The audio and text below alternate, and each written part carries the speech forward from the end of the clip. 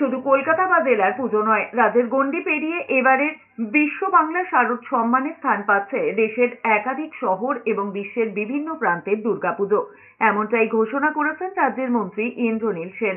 পাশাপাশি এবছর বিশ্ব বাংলা শারদ সম্মানের ওয়েবসাইটের সূচনা করেছেন রাজ্যের মন্ত্রী ইন্দ্রনীল সেন এবং সেক্রেটারি তথ্য ও সংস্কৃতি বিভাগের শান্তনু বসু।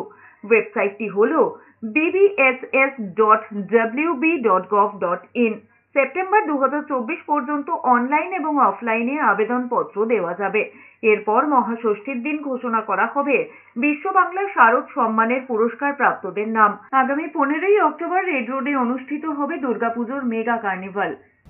মাননীয় মুখ্যমন্ত্রী মমতা বন্দ্যোপাধ্যায়ের উদ্যোগে তথ্য সংস্কৃতি দপ্তর তাদের তত্ত্বাবধানে এই কাজ আমরা করে চলেছি। তার 11তম বর্ষ এই 2024।